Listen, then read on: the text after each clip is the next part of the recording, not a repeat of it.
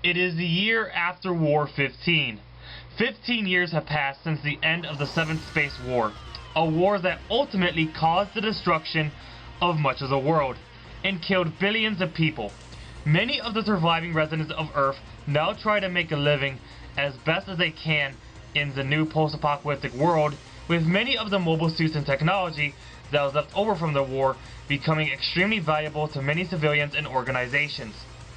The story focuses on a 15-year-old boy named Garrod Ron, who makes a living by selling mobile suits and taking odd jobs. He was eventually hired to rescue a mysterious young girl named Tifa Adil, who was revealed to be a special kind of human called a new type.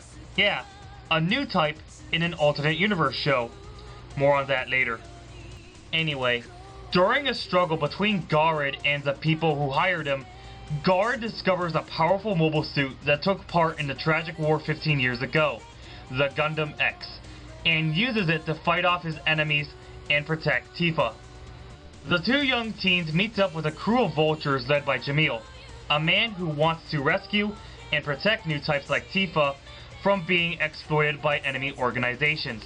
Soon enough, Garrod and Tifa becomes part of the crew, and throughout the series will come face to face with various opponents as they try to prevent another war. Gundam X is often seen by many Gundam fans to be the black sheep of the franchise, the ugly duckling, the bottom of the barrel. But I don't really see why. If you ask me, Gundam X is extremely underrated, and I actually consider it to be one of the better entries in the franchise.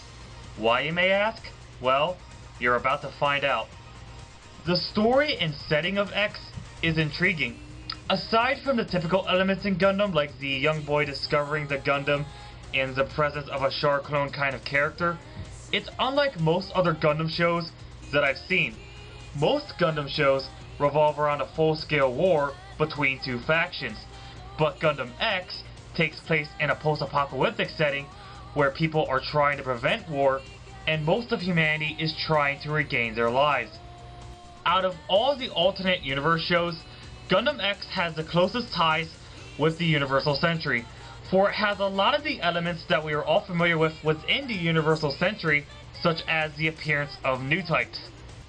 The new types in X play a much bigger role than they did in the UC shows, and while their powers are similar to the new types in the Universal Century, they are greatly expanded upon.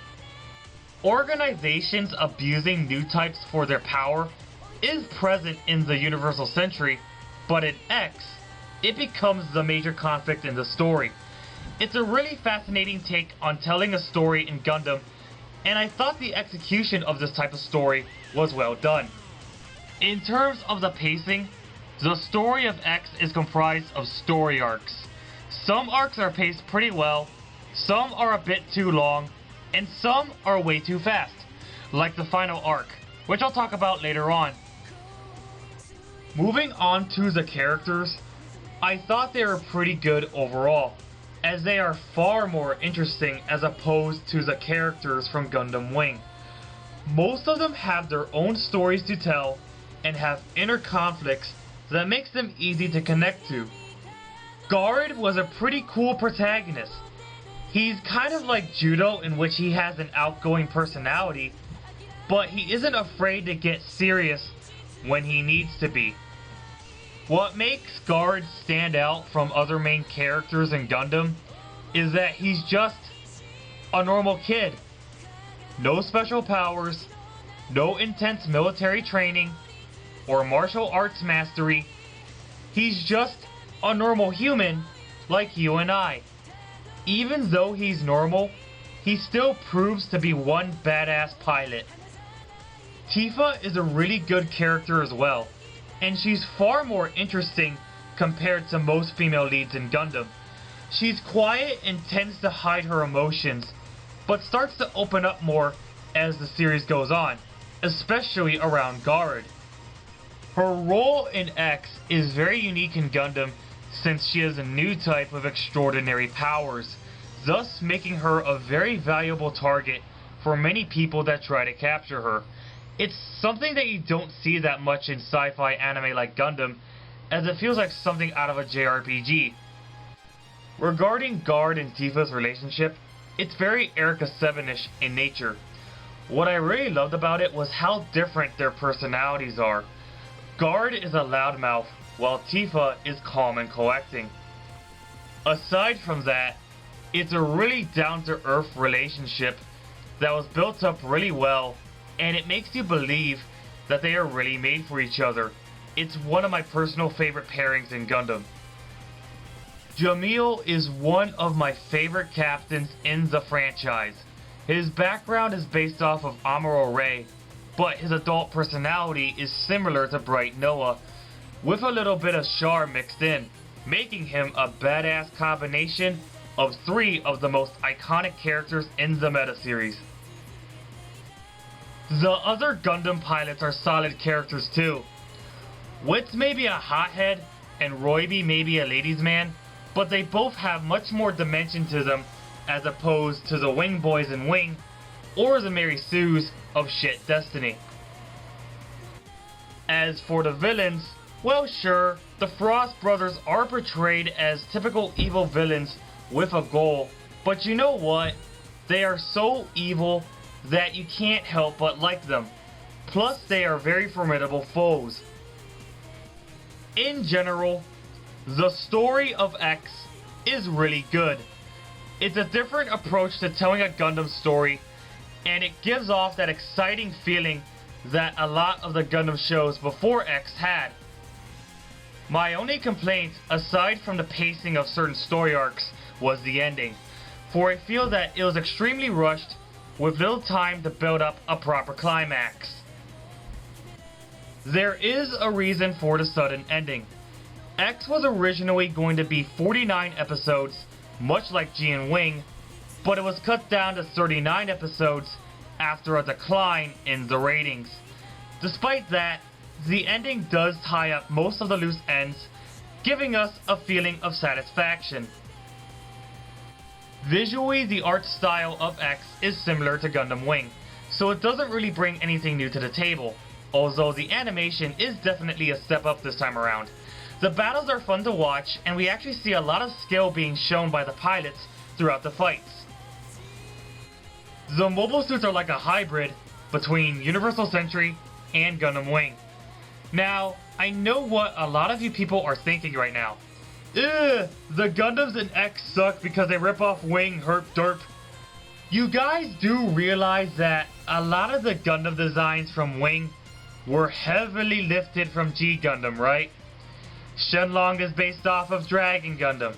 Epion is based off of Master Gundam. Wing Gundam is based off of God Gundam. And so on and so on. With that said, I love the mobile suits in X. The Gundam X may appear to be a standard Gundam, but once the moon is out and it charges its satellite cannon, it will terminate anything in its path. The X Divider is pretty cool as well, and its big brother, the Double X, is one of my top 5 favorite Gundams. The Gundam Leopard may be based off of Heavy Arms, but at least it looks cool spamming its weapons, unlike the Heavy Arms, where 90% of its battles were nothing but stock footage. The Airmaster is another cool Gundam. It reminds me of the Valkyries from Macross. The Versago is like a badass combination of Epion and Ultron, and the Astratron Gundam is basically what would happen if the Big Rho and the Zeta Gundam were merged into one. Overall, the visuals are good, but it isn't anything special. The soundtrack in X is very powerful. The first opening theme, Dreams, is a very hard-hitting J-pop song, as well as the second opening theme, Resolution. The ending theme, Human Touch, is one of the most beautifully composed songs in all of Gundam, and the second ending theme is good as well. The voice acting has a lot of high-profile seiyus. Wataru Takagi voices Garid, who voiced Masaru Aoki from Hajime no Ippo. He also voiced some of the Mavericks in Mega Man X6 and X7. Did I mention that he was also Cheetor in the Japanese version of Beast Wars? Kenyu Horiuchi voices Jamil, and he voiced Raiden in the Metal Gear Solid series. Tifa is voiced by Mika Kanai, who voices several Pokemon in the Pokemon anime, including Jigglypuff. Tonya is voiced by Kotono Mitsuishi, you know, the voice of Sailor Moon and Misato from Evangelion. I could go on. We also have Nozomu Sasaki, Toshiyuki Morikawa, Yumi Kakazu, Chico Honda, and so on. With an all-star cast, it seems that Gundam X's voice acting is very impressive.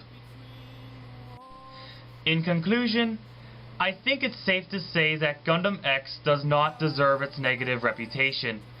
It's a very underrated entry in Gundam that does a lot of unique stuff that you wouldn't expect to see in a Gundam show. It also borrowed a lot of elements from the Universal Century and makes them its own. While I highly praise X, it's a shame that it will never get the recognition that it deserves. If this show were to have all 49 episodes, then I would have easily rated it a 9 or a 9.5 out of 10. But sadly, that isn't the case. Gundam X ended up getting cancelled, making it the only other Gundam show, along with the original, to get cancelled before it finished. There has been a lot of speculation on why it was cancelled. One theory states that it got low ratings due to a sudden time slot switch.